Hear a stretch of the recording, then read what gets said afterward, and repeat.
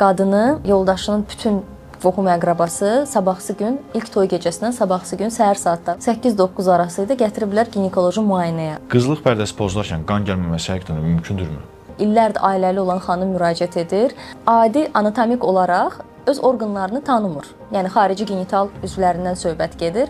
Klitoru kiçik cinsiyyət dodaqları ilə səhv salır, kiçik cinsiyyət dodaqlarını böyük cinsiyyət dodaqları ilə səhv salır. Hamiləlik əleyhinə istifadə olunan həblərdən sonra bir daha ana olmaq mümkün deyil. Belə bir fikir var. Bu fikir nə dərəcədə doğrudur? Spiral orada da heç nə olmaz, amma spiralın da sürüşmə ehtimalı ola bilər.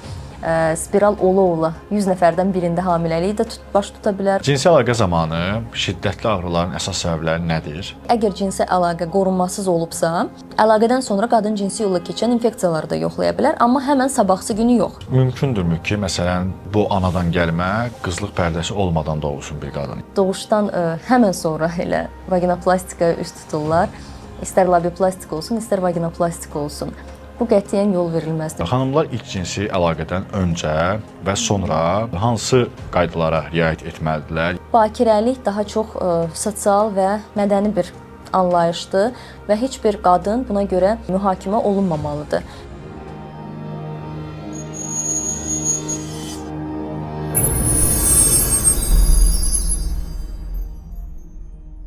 Salam. Sağlıq saatına baxırsınızsa saata baxmağa ehtiyac yoxdur. Çünki sağlam həyatın zamanla yarışı bitmir. Biz də bu zamana sizin sağlamlığınız fonunda dəyər qatırıq. Sağlıq saatının bugünkü qonağı cərrah ginekoloq, estetik ginekoloq Türkiyə Şəkərovadır.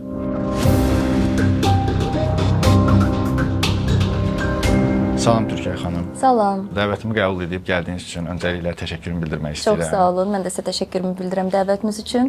Ümid edirəm ki, izləyicilərimiz üçün də maraqlı bir veriliş olar. Türkiyə xanım, ilk olaraq onu soruşmaq istərdim ki, xanımlar ilk cinsi əlaqədən öncə və sonra hansı qaydalara riayət etməlidirlər? Yəni bildiyim qədərilə onsuz cəmiyyətdə xüsusilə maarifləndirmə işləri aparılmır bu barədə və bir çox xanım ilk cinsi əlaqədən öncə, deyək ki, Azərbaycan reallığına uyğun toy gecəsindən öncə və yaxud da sonra nə edəcəyini bilmir və bu da bəzən gətirib bəzi problemlərə yol aça bilər.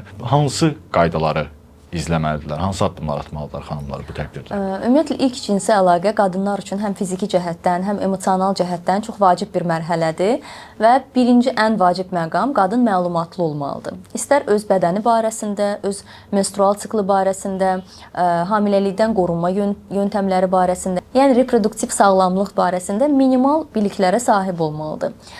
Qadın da özünü tanımasa, bu gələcəkdə, yəni biz illərdir işləyirik və bəzən olur ki, illərdir ailəli olan xanım müraciət edir. Adi anatomik olaraq öz orqanlarını tanımır. Yəni xarici genital üzvlərindən söhbət gedir. Klitoru kiçik cinsiyyət dodaqları ilə səhv salır, kiçik cinsiyyət dodaqlarını böyük cinsiyyət dodaqları ilə səhv salır. Hissiyat nədir, cinsi həzz nədir, orqazm nədir, bunları ayırd edə bilmir. Yəni ona görə cinsi əlaqəyə başlamamışdan qabaq belə maariflənmə məqsədi ilə qadın ginekoloqa müraciət etməlidir. Son illərdə sevindirici haldır ki, qızlar ailə qurmamışdan qabaq, cinsi əlaqəyə girməmişdən qabaq bir ginekoloji profilaktik check-updan keçirlər. Bu çox gözəldir. Bizi ginekoloqları sevindirir. Ginekoloji müayinə zamanı biz ümumi xarici genital üzvlərindən bir baxış keçirdirik, ultrasəs müayinəsindən keçirdirik xanımı və maarifləndirici bir söhbət aparırıq. İstər hamiləlikdən qorunma üsulları barəsində danışırıq, insan papilloma virusundan danışırıq. Yəni bunu artıq cinsi əlaqəyə başlamamışdan qabaq bilməlidir. Əgər öncədən vaksinasiyadan keçibsə, HPV vaksini vurdurubsa nə gözəl. Yox, vurdurmayıbsa, lap cinsi əlaqəyə başlamamışdan da artıq HPV vaksinasiyasından keçsə daha gözəl olar. Psixoloji cəhətdən qadın hazır olmalıdır. Yəni cinsi əlaqəyə öz istəyi ilə və güvən hissi ilə girməlidir və təbii ki, şəxsi gigiyena məsələləri. İlk cinsi əlaqə zamanı hər iki partnyorun əlləri, xarici genital üzvləri təmiz olmalıdır. Bu çox vacib məsələdir. Cinsi əlaqədən sonra isə nə etmək lazımdır? İlk öncə təbii ki, gigiyena. Yəni adi ilıq su ilə xarici genital üzvləri yumaq yetərlidir. Xüsusi sabunlardan, yəni hər hansısa bir antiseptik vasitələrdən istifadə etmək o qədər də tövsiyə etmirik. İkinci məsələ müşahidə etmək lazımdır. Yəni ilk cinsi əlaqə zamanı müəyyən miqdarda qanlı ifrazat gələ bilər xanımda. Hətta bir neçə gün davam edə bilər az miqdarda. Lakin qanama miqdarı çoxdursa, bu aşırı bir ağrı ilə müşahidə olunursa, orada təbii ki, həkimə müraciət etmək lazımdır. Yəni oturub evdə gözləməyin bir mənası yoxdur. Ümumiyyətlə cinsi əlaqədən sonra sidiyə getmək də məsləhət görülür. Digər məsələ alt paltarı seçimi. İlk günlərdə çalışmaq lazımdır ki, pambıq alt paltarı üstünlük vermək və ondan sonrakı artıq müntəzəm ginekoloji müayinələri axsatmamaq. Onu da əlavə edə bilərik ki, əgər cinsi əlaqə qorunmasız olubsa, əlaqədən sonra qadın cinsi yolla keçən infeksiyaları da yoxlaya bilər, amma həmən sabahsı günü yox. Yəni orada bu analizlərin heç bir informativliyi olmayacaq. Qorunmamış cinsi əlaqədən ən azından 10-14 gün keçəndən sonra qadın ginekoloqa müraciət edib cinsi yolla keçən infeksiyaları PCR üsulu ilə yoxlaya bilər və qorunmamış cinsi əlaqədən 1 ay sonra artıq qanda hepatit B, C, sifilis və gic kimi infeksiyalar da yoxlanıla bilər. İlk cinsi əlaqədə belə bir hal mümkündürmü ki, qızlıq pərdəsi pozulur, amma ki qan gəlmir? Bu kimi hallarda qızlar daha çox günahlandırılır və sən öncədən artıq əlaqədə olmusan kimi üzərinə baskılar olunur. Yəni qızlıq pərdəsi pozularkən qan gəlməməsi həqiqətən mümkündürmü? Mümkündür və çox da tez-tez rast gəldiyimiz bir məsələdir. Ümumiyyətlə hər bir qadının individual anatomik quruluşu fərqlidir. Qızlıq pərdəsi vaginanın girişində olan incə bir toxumadır, nazik bir toxumadır, amma quruluşu hər kəsdə fərqli ola bilər və ilk cinsi əlaqə zamanı pərdə qanamayıbsa, bu o demək deyil ki, xanım bakirə deyil. Yəni bu onu sübut etmir. Bir sıra səbəbləri ola bilər. Toxuma nisbətən elastik ola bilər, yəni dartınmağa meylli ola bilər, elastikliyi çox ola bilər və yaxud misal üçün cinsi əlaqə daha rahat, yumuşaq keçir, ön sevişmə periodu yetərincə uzun olur, vaginanın lubrikasiyası yetərincə olur deyə, vagina yetərincə nəmlənir deyə artıq daha az travma ilə müşahidə olunur. Və yaxud öncədən xanımın bilmədiyi bir dartınma mı deyək, travma mı ola bilər pərdədə, düzdür, az rast gəlinə bilən bir şeydir, amma elə bir hallar da ola bilər ki, pərdə hər hansı bir səbəbdən öncədən də travma alsın, xırda bir travmalar və onun fonunda ilk cinsi əlaqə zamanı qan gəlməsin. Ümumiyyətlə, bakirəlik daha çox sosial və mədəni bir anlayışdır və heç bir qadın buna görə mühakimə olunmamalıdır. Ümumiyyətlə 21-ci əsrdə əgər qan gəlməyibsə, xanımın üstünə aşırı bildiyimiz kimi baskılar olur, yəni müəyyən bir şiddətə məruz qalırlar. Mənim düşüncəmə görə bu ümumiyyətlə yol verilməz bir haldır. Mən hələ təhsilimi alanda rezidentura vaxtında onu heç vaxt unutmuram da, artıq neçə ildir keçib bunu da bilmirəm. Təsəvvür edin ki, qadını yoldaşının bütün qohum əqrabası sabahsı gün, ilk toy gecəsindən sabahsı gün səhər saatlarının, özdə onu da hələ də yadımdadır, səhər saatları idi. 8-9 arası idi, gətiriblər ginekoloji müayinəyə. Az qala yatdığı paltarda belə gətirib çıxardıblar. O həmin ərəfədə mənə doğrudan da o qədər belə pis, mənfi təsir göstərmişdi ki, yəni o məsələdən sonra ümumiyyətlə o qadının o ailəyə belə qayıtması özü böyük bir qəbahətdir, elə düşünürəm. Bəs mümkündürmü ki, məsələn, bu anadan gəlmə qızlıq pərdəsi olmadan doğulsun bir qadın? Yəni bakirəlik pərdəsi olmadan bir qadın doğula bilərmi? Siz necə? Hamıda quruluş fərqlidir. Elə qadın var ki, müayinə zamanı baxırıq ki, pərdə o qədər incədir, o qədər nazik, elastikdir ki, artıq 90% bilirik ki, burada ilk cinsi əlaqə zamanı heç bir qanama olmayacaq. Ya da tam əksinə, baxırsan ki, pərdə qalın, daha sərtdir, rigid deyirik də biz ona, pərdə qalındır və burada 90% qanama olacaq. Sadəcə qanama miqdarı da hamıda fərqlidir. Yəni bu fərqlidir də, yəni ümumiyyətlə məsələ fərqlidir. Bəli, amma bəzən dediyim kimi o qədər incə ola bilər ki, yox səviyyəsində bir şey, yəni praktikamda dəfələrlə olub, pərdə demək olar yox səviyyəsindədir. Ona görə cinsi əlaqəyə başlamadan bu xanımın həkimə müraciət etməyi də və bu halı bilməsi ki, onun pərdəsi belə incədir, qanamama ehtimalı ola bilər. Onu psixoloji cəhətdən də daha sakit eləyir, partnyoru ilə də öncədən bölüşə bilər. Yəni bu tam normal bir haldır. Cinsi əlaqə zamanı şiddətli ağrıların əsas səbəbləri nədir? Və bu problemin, yəni cinsi əlaqə zamanı olan ağrının alt səbəbinin psixoloji və yaxud da fizioloji olduğunu necə aşkarlayırsınız? Tibbi terminlə desək, sırf cinsi əlaqə zamanı yaşanan ağrı hissinə dispareunia deyilir və düz vurğuladınız ki, burada səbəb həm psixoloji ola bilər, həm fizioloji. Yəni hər hansı bir fiziki səbəb ola bilər altında. Fizioloji səbəblərə nə aid ola bilər? Vaginal quruluq. Quruluq varsa təbii ki, bu cinsi əlaqə ağrı verəcək. Quruluğun da səbəblərini öncədən danışmışdıq. Hormonal disbalans ola bilər, müəyyən dərman preparatlarının istifadəsi ola bilər, fizioloji olaraq misal üçün laktasiya dövrü ola bilər və yaxud doğuşdan sonraki zahılıq dövrü ola bilər. Bu ərəfədə quruluq varsa, dispareunia olacaq. İkinci məsələ ola bilər ki, iltihabi proseslər, hər hansı bir infeksiyalar, istər cinsi yolla keçən, istər bakterial vaginoz kimi, kandidoz kimi infeksiyalar fonunda da quruluq ola bilər və cinsi əlaqə diskomfort yaradar qadına, ağrı hissi verər. Üçüncü məsələ müəyyən patologiyalar, misal üçün endometrioz, uşaqlıqda olan miomalar, bəzən vulvodiniya olur səbəbi. Vulvodiniya ümumiyyətlə hal-hazırda, yəni tibbdə etiologiyası səbəbi bilinməyən bir vulvada ağrı hissidir. Adi belə taktil toxunduqda, vulvaya adi bir yaxma çubuğu ilə toxunduqda artıq qadında orqanında şiddətli ağrı yaranır. Bu vulvodiniyadır. Bu da təbii ki, cinsi əlaqənin ağrılı olmasına səbəb olar. Qızlıq pərdəsinin anatomik quruluşu, dediyim kimi, bəzən rigid olur, qalın olur toxuma. O zaman ümumiyyətlə ilk cinsi əlaqə də belə ağrı olur. Və növbəti səbəb müəyyən əməliyyatlardan sonra, istər estetik ginekoloji əməliyyatlardan sonra, istər doğuşlardan sonra yaranan çapıq toxumadır. Yəni uşaqlıq yolunda olan çapıq toxuma da dispariniyaya səbəb ola bilər. Psixoloji faktorlara isə nə aid ola bilər? Hər hansısa bir cinsi əlaqə ilə bağlı olan travmalar,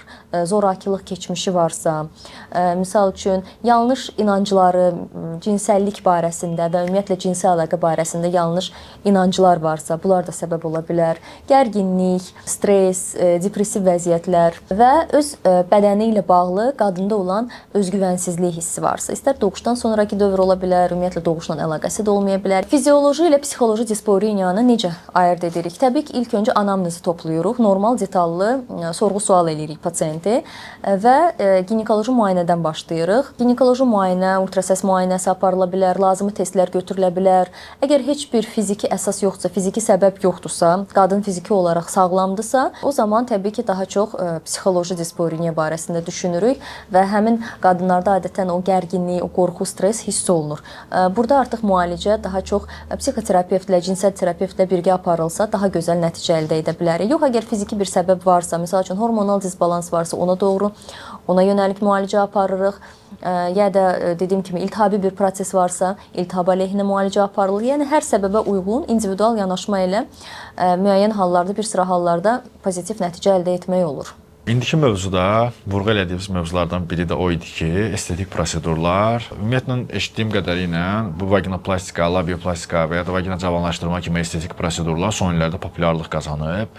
Ümumiyyətlə sizin yanınıza gələn pasientlər bunu daha çox estetik müdaxilə kimi görürlər, yoxsa funksional müdaxilə kimi, yəni artıq ehtiyac olaraq görüb gəlirlər və bu əməliyyatlara ən çox hansı təqdirdə üst tuturlar? Məsələn, doğuşdan sonra və yaxud da hər hansı bir problemlərdən sonra ola bilər və bu əməliyyatlar hər bir yaş kateqoriyasında olan qadınlar üçündür, yoxsa müəyyən bir limit varmı? Ümumiyyətlə dünyada da olduğu kimi Azərbaycanda da son illər ərzində estetik ginekoloji prosedurlara, əməliyyatlara tələbat artıb. Bunun bir neçə səbəbləri var. Ümumiyyətlə qadınların xarici genital nahiyələrinə olan marağı artıb. Yəni bu bir sıra səbəblərlə bağlıdır. İstər epilyasiyanın əvvəlki illərə nisbətən artması, yəni genital nahiyənin epilyasiyası, pornoqrafik videoların yayılması ilə bağlı, ümumiyyətlə həkimlər tərəfdən də artıq maarifləndirmə daha çox gedir, təbliğat daha çox gedir deyə bu da təbii ki, təsir göstərir və artıq qadınlar xarici genital üzvləri ilə, belə deyim, maraqlanmağa başlayıblar. Hansı yaşda müraciət edə bilərlər? İstənilən yaşda. 18 yaşdan yuxarı olan hər bir xanım estetik ginekoloji prosedur və yaxud əməliyyat üçün yəni müraciət edə bilər. Yəni yaş dönəminin heç bir fərqi yoxdur. Səbəblərə gəldikdə isə müraciət səbəbləri həm funksional ola bilər, həm də estetik. Funksional səbəblərə nələr aid ola bilər? Misal üçün doğuşdan sonraki olan dəyişikliklər, yəni vaginal elastikliyin, genişliyin çoxalması, cinsi həzzin azalması, sidik qaçırma halları varsa, yəni misal üçün doğuşdan sonra və yaxud birdən-birə xanım kilo atıb, bir 10 kilo atıb bir ay ərzində sidik qaçırma yaranıb, vaginal quruluğu varsa, bu kimi hallarda estetik ginekoloqa müraciət edə bilərlər. Estetik səbəblərə isə daha çox xarici cinsiyyət üzvlərinin plastikası, vaginanın misal üçün girişi açıq qalıbsa doğuşlardan sonra, xüsusən də travmatik doğuşlardan sonra, yəni sırf estetik komponentindən danışıram, o zaman istər prosedur, istər əməliyyat üçün müraciət edə bilər. Xarici cinsiyyət üzvlərinin plastikası, yəni labioplastika dediyimiz əməliyyat üçün cinsi əlaqənin olması şərt deyil, bakirə xanımlar da müraciət edə bilər. Bu tək estetik cəhətdən onları narahat etmir. Bəzən sürtünmə, misal üçün alt paltar, dar alt paltar geyindikdə sürtünmə nəticəsində xarici cinsiyyət üzvləri şişə bilər, tez-tez vulvit, vaginit kimi hallar yaşana bilər. Yəni bu xanımlara diskomfort yaşadır. Amma burada vacib məqamlardan biri odur ki, lazımsız müdaxilələr olunmamalıdır.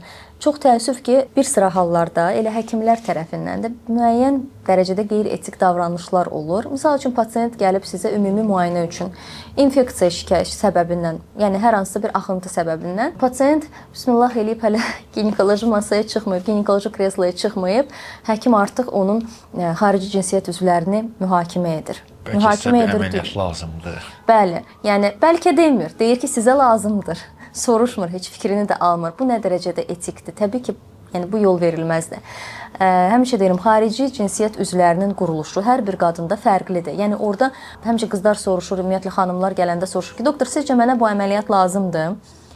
Həmişə deyirəm ki, onun qərarını ancaq siz verə bilərsiniz. Əgər bu sizi narahat edirsə, istər estetik səbəbdən, istər funksional cəhətdən, biz hazır. Əgər tibbi göstəriş varsa, yəni mən burada əməliyyat edə bilərəmsə, okey, edərik. Amma kiçik cinsiyyət dodaqlarınızla xoşbəxtsinizsə, belə deyək, o zaman orada əməliyyat təbii ki, yersiz olacaq, mənasız olacaq.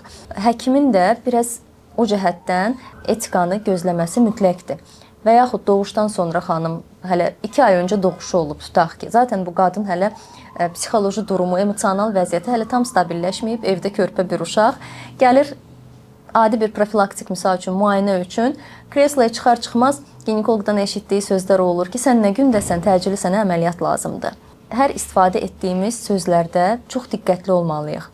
Xüsusən də yeni doğuş edən xanımlarda. Ümumiyyətlə, yeni doğuş etmiş xanımlarda cərrahi əməliyyata həmən üst tutmaq düzgün deyil. Ümumiyyətlə, orqanizmə bir 6 ay vaxt vermək lazımdır ki, orqanizm toparlansın. 9 ay ərzində baş verən dəyişikliklər doğuşdan sonra zamanla geriləməlidir. 6 ay ərzində nə gerilədisə gerilədi. Artıq ondan sonraki dövrdə müəyyən diskomfort qalarsa, istər bu vaginal genişlik barəsində, istər xarici cinsiyyət üzvlərində olan deformasiya barəsində və yaxud misal üçün cinsi həzzin azalması varsa və yaxud quruluq varsa, fərqli səbəb ola bilər.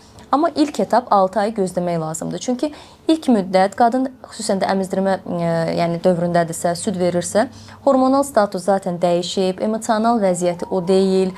Orqanizm hələ tam toparlanmayıb, doğumdan sonrası müəyyən bir reabilitasiyanı keçməlidir. Artıq ondan sonra qərar verə bilərik ki, burada vaginoplastikaya ehtiyac var, yoxsa yox. Həmin ərəfədə isə ilk 6 ay ərzində non-invaziv üsullara yəni üst tuta bilərik, qeyri-cərrahi. Misal üçün, lazerlə intim cavanlaşma ola bilər, müəyyən prosedurlar ola bilər, istər dolğu ilə, istər intim PRP ilə. Amma vaginoplastikanı etmək hələ ki, mən məsləhət görmürəm. Təəssüf ki, bizdə doğuşdan sonra və yaxud bəzən doğuşdan həmən sonra elə vaginoplastikaya üst tuturlar. İstər labioplastik olsun, istər vaginoplastik olsun. Bu qətiyyən yol verilməzdir. Ümumiyyətlə, zahillik dövründə əlavə müdaxilələrə yol verilməzdir. İstər abdominoplastik olsun, doğuş vaxtı ya keysəriyyə vaxtı, istər doğuşdan sonra vaginoplastik olsun. Təbii ki, doğum zamanı yaranan travmanın bərpası lazımdır. O başqa məsələ. Amma bunu sırf estetik ginekoloji cəhətdən yanaşmaq, başa düşdünüzdə nəyə nəzərdə tuturam? Funksional yəni. Bəli, sırf funksional olaraq hamiləlikdən öncəki vəziyyətə qaytarmaq deyil məqsədimiz. Doğuş vaxtı həkim sadəcə yaranan travmanı bərpa eləməlidir. Artıq doğuşdan bir 6 ay keçəndən sonra, əgər narahatçılıq yenə qalarsa, bu qadının cinsi əlaqə zamanı narahat edərsə, o zaman cərrahi əməliyyata üst tutmaq olar. İstərdim hamiləlik əleyhinə istifadə edilən həblər haqqında danışaq. Hal-hazırda cəmiyyətdə gənc qızlar tərəfindən heç bir əsası olmadan geniş istifadə yayılıb, yəni deyək ki, cinsi əlaqə olur, qorunmadan və artıq hamiləliyə səbəb ola biləcək bir vəziyyət var ortada. Ona görə də gedirlər, sadəcə aptekdən öz istəkləri kimi həmin o dərmanları, həbləri əldə edərək istifadə edirlər və cəmiyyətdə belə bir fikir yayılıbdır ki, hamiləlik əleyhinə istifadə olunan həblərdən sonra bir daha ana olmaq mümkün deyil.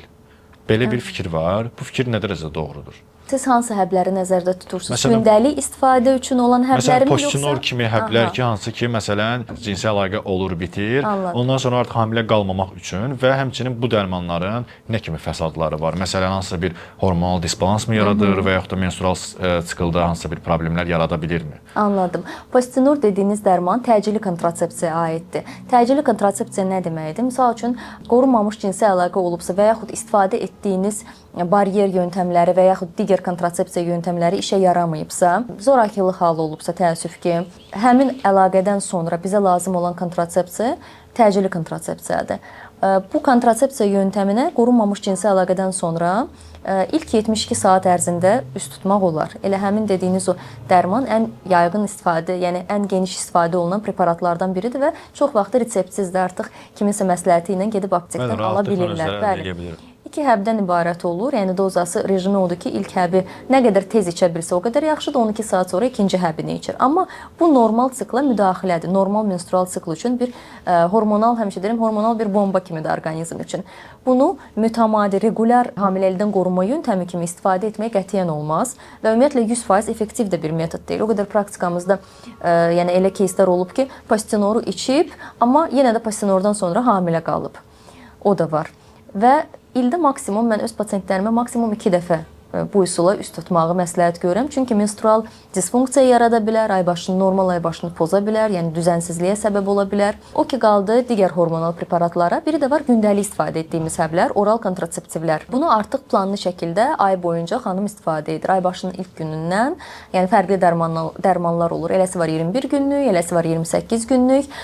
Burada artıq yəni cinsi əlaqənin sayından asılı olmayaraq xanım hər gün o həbi içməlidir. Və bu həblərlə də bağlı müəyyən bir miflər var ki, oral kontraseptivlər kökəldir. Əslində heç bir kökəlmə vermir. Çünki müasir preparatlarda hormonların dozası aşağıdır və yaxud bir dəfə başlayıbsa mütləq davamlı içməlidir və yaxud yumurtalığın funksiyasını pozur. Xeyr, pozmur. Sadəcə müvəqqəti olaraq içdiyimiz dönəmdə hormonal cəhətdən, yəni ovulyasiyanı baskılayır, imkan vermir ki, follikul yetişsin, partlasın və mayallanma baş versin. Amma preparatı dayandırdıqdan sonra normal reproduktiv funksiya bərpa olur. Bir müddət yumurtalıq ehtiyatını azaldır, amma sonradan yenidən bərpa oluna bilir. İmkan qorumur. Yəni yumurta hüceyrələrimizin sayını qorumur. Nə var? Zaten yəni odur. Bizim öncədəki, yəni doğulduqda bizim rezervimiz nədir? Odursa, eyni qalır. Sadəcə imkan vermir ki, həmin ay ovulyasiya baş versin. Və bəzən yanlış bir inanc olur ki, bu həbləri həkim mənə yazmamışdan qabaq mütləq A-dan Z-yə tutmuş bütün analizləri falan verdirməlidir ki, bilsin ki, mənə hansı dərman daha uyğundur. Elə bir şey yoxdur. Əslində normal, kifayət qədər normal şəkildə toplanmış anamnez bu həblərin yəni təyinatı üçün yetərli ola bilər. Minimum baxış, ən azından ultrasəs müayinə. Artıq anamnezi toplayanda biz bilirik ki, bu həblərin istifadəsi üçün hər hansı bir əks göstəriş var, yoxsa yox. Misal üçün 35 yaşdan yuxarı olan qadınlar bu oral həbləri məsləhət görülür ki, içməsinlər və yaxud günə çox yəni sayda siqaret istifadə edirsə, siqaret çəkirsə, arterial təzyiqi yüksəkdirsə, atipik miqreni varsa, arterial təzyiqi yüksəkdirsə, keçirmiş hər hansı bir böyük trombozları olubsa indiyənə kimi, o zaman digər qorunma üsulu seçsə daha yaxşı olur. Və ümumiyyətlə qadınlar həmişə hamiləlikdən qorunma yöntəmləri ilə bağlı suallar verəndə həmişə soruşurlar ki, ən yaxşısı hansıdır doktor? Ən yaxşı üsul hansıdır? Spiral üsulu var bir də. O da var, bəli, o da var və sözümün canı odur ki, hər qadın üçün yanaşma individualdır. Yəni hamıya uyğun olan, hamıya rahat olan bir yöntəm yoxdur. Hamiləlikdən qorunmaq üçün yöntəmi seçmək üçün pasientlə ətraflı söhbət etmək lazımdır, anamnez toplamaq lazımdır. Ümumiyyətlə cinsi əlaqəsi necədir? Yəni müntəzəmdirmi, qeyri-müntəzəmdirmi? Ona hansı üsul daha rahat olar? Uşaqlıq daxili vasitə, yəni el arasında bildiyimiz spirallar da çox yayğın bir metoddur. Əslində yetərincə rahat bir metoddur. Çünki həmin qeyri-hormonal ola bilir, həmi hormonal. Qeyri-hormonal spirallar yəni arasında daha çox istifadə etdiyimiz mis, gümüş tərkibli spirallar olur. Daha çox çalışırıq doğmamış xanımlarda istifadə etməyək, ən belə çıxılmaz vəziyyətlərdə doğmamış xanımlarda da taxa bilərik, yəni yeridə bilərik, amma daha çox üstünlük doğuşdan sonraki olan xanımlara verilir. Çox rahat yöntəmdir, ən azından ortalama 5 il müddətinə bəs edir, kifayət edir. Gündəlik həb içməməlidir, o cəhətdən rahatdır ki, ən azından bir dəfə istifadə edir, 5 il ərzində bu metod effektiv olur. Amma təbii ki, mütəmadi olaraq ginekoloji müayinələrdən keçmək lazımdır, spiralı kontrol etmək lazımdır ultrasəs müayinəsində. Yəni bir dəfə qoydum spiralı, 10 il sonra gəlim, adətən bizim xanımlar sevir də, arxain olur ki, spiral orada da heç nə olmaz. Amma spiralın da sürüşmə ehtimalı ola bilər.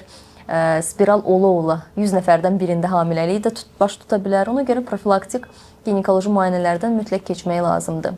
Və son olaraq sizcə ümumiyyətlə qadınlar cinsi əlaqə zamanı partnyorundan nə istəyir və ümumiyyətlə bir qadın üçün bir cinsi həyatın uğurlu olması üçün, cinsi münasibətin uğurlu olması üçün əsas meyarlar hansılardır? Qadınlar ümumiyyətlə nə istəyir? Yaxşı bir sualdır. Ümumiyyətlə qadınlar üçün cinsi əlaqənin uğurlu hesab olunması tək fiziki yox, həm emosional, psixoloji da tələbatlarının qarşılanması ilə bağlı olan bir prosesdir. Və qadınlar nə istəyə bilər partnyorundan? Cinsi əlaqə ümumiyyətlə tək bədən təması deyil. Burada emosional bağlılıq, güvən hissi, etibarlılıqla əlaqəli olan prosesdir. Qadınlar ilk öncə emosional bağlılıq istəyir. Yəni burada yetərincə ön sevişmənin uzun olmasını, yəni birdən-birə cinsi əlaqəyə keçməməsini, partnyorundan səbr və anlayış istəyir. Çünki qadın orqanizmi tamam fərqlidir. Qadının ümumiyyətlə orqazma çatmaq üçün daha çox vaxt tələb oluna bilər və burada təbii ki, partnyorundan səbr və anlayış lazımdır. Dialoqa girmək şansı istəyir. Yəni partnyoru ilə nəyi sevib, nəyi bəyənib, nəyi bəyənmədiyindən açıq ifadə etmək istəyir və eyni anda partnyorundan adekvat bir reaksiya gözləyir. Təhlükəsizlik hissi istəyir. Yəni qadın özünü təhlükəsiz, güvəndə hiss edərsə, bu onun üçün daha uğurlu cinsi əlaqə deməkdir. Psixoloji cəhətdən təbii ki, rahat olacaq. Qarşılıqlı həzz istəyir təbii ki. Yəni cinsi əlaqə zamanı tək partnyorun yox, qadının da normal cinsi həzz yaşaması və orqazma çatması vacib məsələdir. Yəni toplam desək, emosional bağlılıq, güvən hissi, gigiyenadan da danışmadım. Gigiyena da çox vacib məsələdir. Ona görə yəni qarşı tərəfdən qadın gigiyenaya riayət etməsini də gözləyir. Onda özünü daha rahat, daha təhlükəsiz hiss edir. Yəni emosional bağlılıq, güvən hissi, təhlükəsizlik hissi, qarşılıqlı həzz, bu hamısı qadın üçün cinsi əlaqənin düşünürəm ki, uğurlu hesab olunması üçün kifayətdir. Çox sağ olun Türkay xanım, bugün gəldiniz. Cəmiyyət üçün vacib olan hansı ki, aktual mövzulara toxunduq birlikdə. Mənimlə bu mövzularda həmsöhbət olduğunuz üçün sizə dərin təşəkkürümü bildirirəm. Çox sağ olun. Mən də sizə öz növbəmdə təşəkkür edirəm. Dəvətiniz üçün doğrudan da çox maraqlı podkast oldu, maraqlı çəkiliş oldu. Mənim təcrübəmdə də bu bir ilk oldu, sözün açığı. Sizin kanalınıza da uğurlar arzulayıram. Daha böyük nailiyyətlər əldə etmənizi diləyirəm. İnşallah daha gözəl uğurlara imza atmağınızı arzulayıram. Təşəkkür edirəm, çox sağ olun. Sağ olun. Sağlıq Saatın bugünkü qonağı cərrah ginekoloq, estetik ginekoloq Türkay Şəkərov oldu. Videonu bəyənməyi, fikirlərinizi şərh bölməsində bölüşməyi və kanala abunə olmağı unutmayın. Sağlıq Saatına baxırdınız. Burada hər saniyə sizin sağlamlığınız üçün işləyir.